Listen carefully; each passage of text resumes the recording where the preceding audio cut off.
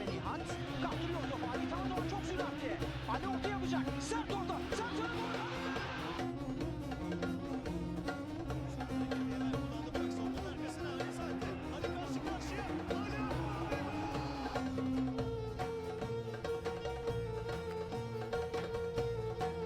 Welcome everyone to London, more specifically the British Museum here in London. We are of course here for our game today against Arsenal. Yes, we are here to face the Mighty Gunners.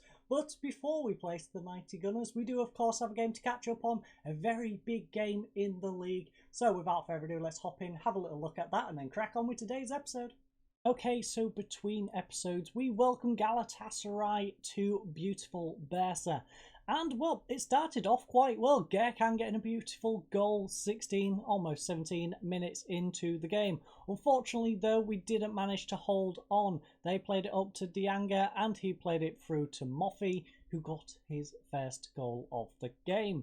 And, well, they continue to pile on the misery here in the 67th minute. Moffy got a second. That meant we then had to try and push on and get a goal back. Unfortunately, though, this then left us open, and, well, Dianga went and capitalised from a bad tackle from the mailman. Falls to him, and he slots it past Zubzuk. So, that was the game, and, well, we put up a decent effort. We had 11 shots, they had 11 shots. Unfortunately, though, we had 4 on target to their 7, 0.86 XG to their 0.87. Very 50-50 game, to be fair. 10 corners to their 1, which is very dominant. 18 fouls to their 7, 0 yellow cards to 0, 90% passing to their 91. They basically just beat us at our own game, 53% possession to 47. As you saw, Moffy went and got himself a brace, and Diagni, that's the one, Diagni, went and got their third in the 87th. And there's quite a few players who had disappointing performances, mainly Zubzuk, Kubilay, and Carranza all getting 6.6s and Mehmet on a 6.5. The backline though, the rest of them, Blackett got a 7.7, Godinho got a 6.7 and Lassen got a 7, which is okay, I guess. The midfield, a little bit disappointing with 6.8 and a 6.9 for Sharok and Emrehan respectively. Aaron got 6.7 over on the left hand side. Gürkan did a good performance with a 7.1, but that wasn't enough in the end. Now, the substitutes, the mailman, he came on, got 6.5, rather disappointing. That was mainly because I wanted to rest Blackett. I saw he was having a great game, but I needed to rest him. I just had to rest him. He was going to be completely tired for this game, so I didn't want him too tired to not be able to play this game. Then we had Volkan, he came on, got 6.4 again. I wanted to rest Emrehan, but that went and bit us on the backside. Adel came on again, got a 6.4. I think it was for Carranza I rested, or maybe Gürkan. And then Sinan with a 6.4, again disappointing in Mehmet's place. But Mehmet wasn't having much of a game anyways.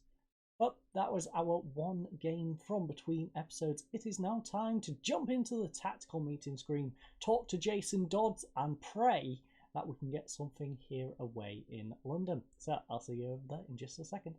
Okay, so we've made it to the tactical meeting screen, and as you might have noticed, I'd already set it to very defensive. In fact, Jason isn't as pessimistic as me. He thinks we should just go normal defensive, which I'm not quite sure about that one. I think we went normal defensive when they came to our place, and we lost that 1-0. So very defensive at their place is probably the best idea.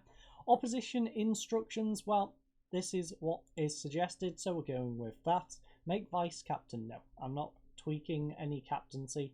As you can see, perfect pitch condition here at the Emirates, and they've sold 57,569 tickets out of 60,432 capacity. That's okay, I guess. Arsenal, again, drop your prices down a little bit. Like, you should be able to fill out your stadium. A team of your size should be able to fill out your stadium, quite frankly. But they haven't, and well, this is the team for today's game. So we've got the usual suspects of Zubzuk in goal. Hopefully he can bounce back after his recent poor form. Our back line is Blackett, Kuble, Godinho and Lassen. Central midfield controlled by Sharok and Emrehan. We have Aaron on the left, Gürkan on the right, Mehmet in central attacking mid and Carranza up front. Our bench consists of Atberk, Musin, Obilor, Mailman, Sinan, Anal and Mad. Yes, Musin is back on the bench, ladies and gents. His fitness is a little bit iffy, but we need him. We've got him back, and he should be ready to go. So, tactically, 6 players are lacking familiarity. Great. Demir, you've played in this formation for basically your entire career. Dadak, again, not really an issue. Mailman, Mad, Friday, Sinan. I don't see what you're complaining at, my friends. We've had this tactic for the most part, especially the 4-2-3-1. We've been using this a lot. I don't know why tactically it's not working for you. Anyway, Musin Yildirim lacks familiarity with the mentality. Carranza, well, passing doesn't suit him. Friday doesn't like the passing as well. Okay, got it. Just hold possession. Simple. Anyways, Diego Jota is back to cause us terror, as you can see right there. They've got Reece Nelson, who was good in that other game. They've got some big names. Saka's still playing. Tierney had a decent game against us last time. Don't think Rob Holding played last time, though. There's a few names in there who I think have just been slotted in. It's nice to see Partey has been rested and moved to the bench. Hopefully that is a good sign for us. Their captain, though, he is not rested. He's going to be playing today's game, and the media's gave you a lot of credit lately. Go out there and show them why. Okay, so we finally get to talk to the BBC. Not sure if that's a good thing or a bad thing, to be honest. But Jamie Marshall, BBC London 94.9. So, what do you see being the deciding factor between the two teams? I don't know, the fact they've got players that are valued about the same as our entire squad might be one of the deciding factors. Who have a very similar tactical approach? Well, it comes down to whoever executes their game plan best. We know each other well. I'm expecting a fascinating contest, and we'll have to be our best when it comes to reacting and adjusting. That's where it'll be won and lost. How do you intend to stop the in-form Saka? FM gods, please save me.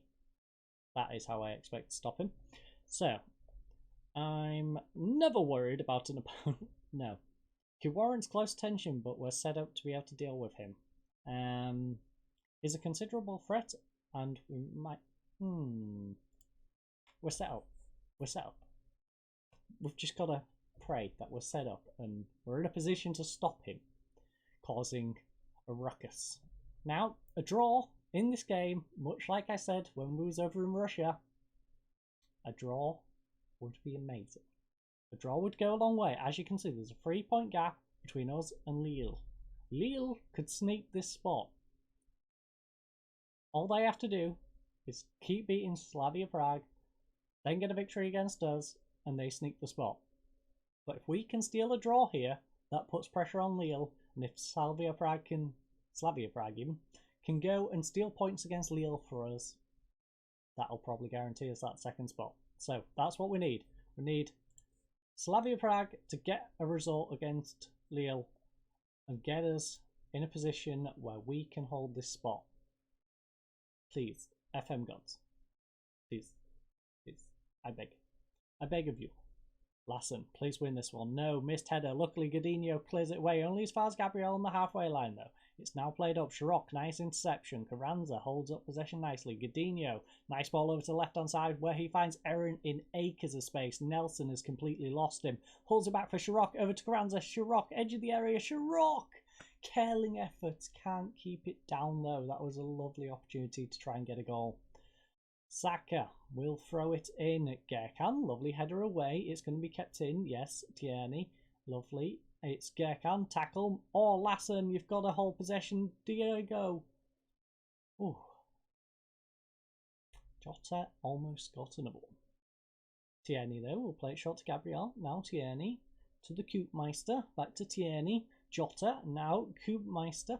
Gets it back to Tierney. Tierney up to Jota. Back to Tierney once more. Coming on this left-hand side. They're trying to get past Lassen. And, well, Lassen is back here. And so is Emmerhan. Pull back, though. Come on, we've got to clear this. Good block. Nice. Counter-attack now. Carranza. You've got Mehmet in front of you. You've got Gerkan. Gerkan, make a bombing run down that left-hand side. Or just play it inside to Carranza. That works too.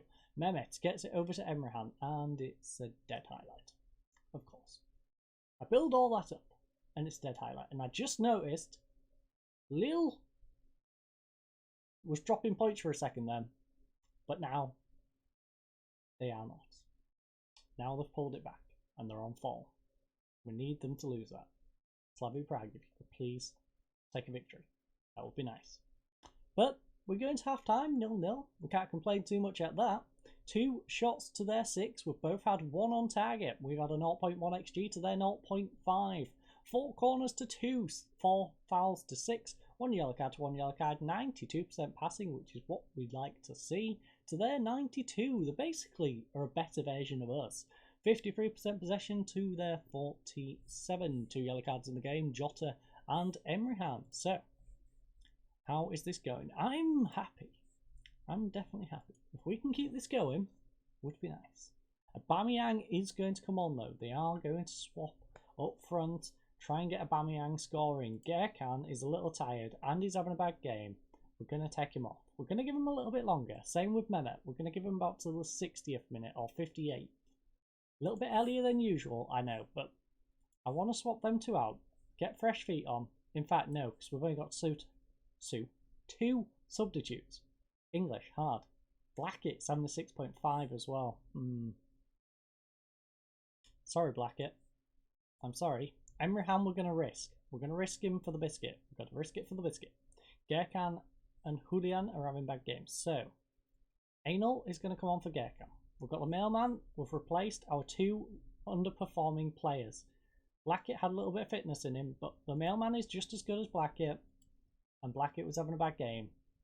So I can't feel too bad about swapping out Blackett. It's a little risky swapping a defender, I would say, but considering it's a defender who's underperforming, it's not a bad idea to swap him out just so he can't make a punishing mistake that leads to us losing.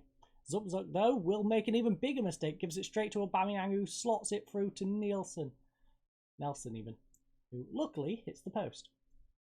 So, we got away with that one. Godinho is now 1 yellow card away from a suspension. Well, he was already 1 yellow card away from a suspension, so we don't really have to worry about that too much. Emrihan is having a rough one. He's now down to a 6.6. Aaron and our striker Carranza are both very tired, but we've got 8 minutes left, so we just need to hold out. Nelson, 1-on-1 with the goalkeeper, Zubzuk. You can't get beat at your near post like that, Zubzuk. As you can see there, Zubzuk could probably have done better. He probably could have. You know, instead of taking a knee, maybe dive, you know, like a goalkeeper. Dive at the ball. You can use your hands. You're a goalkeeper. You're the only player on our team who's allowed to use his hands. But instead he just drops onto his knees and it gets slotted past him. Rather disappointing way of taking this result. Admittedly, a 1-0 loss to Arsenal in both games isn't bad. But it's a poor way to get it. A very poor way to get it. Now, we had 4 shots to their 19, 1 on target to their 7, 0.2 XG to 1.79, 5 corners to 9, 10 fouls to 11, 3 yellow cards to 1 yellow card, 91% passing to 89, and 50-50 on the possession. As you can see, we ended up with 3 yellow cards in the end, 1 for Emrihan, 1 for Mehmet, and 1 for Lassen. And, well, they didn't get any more in the second half because big team bias. Oh, yes. Anyway, we're underdogs. That was a good effort, lads. As you can see, Carranza got a 6.6. That's a bit disappointing. Aaron with a 6.6. I know I forgot to do it on the other screen, hence why I'm doing it here. Mehmet's got a 6.3. All 3 of them poor performances, quite frankly. Gerkan with a 6.7 is okay. Shirok had a great game with a 7.4. 6.6, again, that's disappointing. Blackett with a 6.5, again, disappointing. Kubele, 6.9, that is good. Godinho, again, good. Lassen, disappointing. Zubzuk, 6.9. Disappointing. 6.9 his rating's okay, but the way he conceded that 1 goal, disappointing. I'm disappointed in him for that. 6.7 for the mailman, and of course Anal had a disappointing 6.6 as well. So, what is the media going to ask us? Well, Rebecca Forsyth, no relation to Brucey, I don't think, might be, possibly, who knows, of 442. The fans clearly felt that you should have taken Mehmet Ozganov today.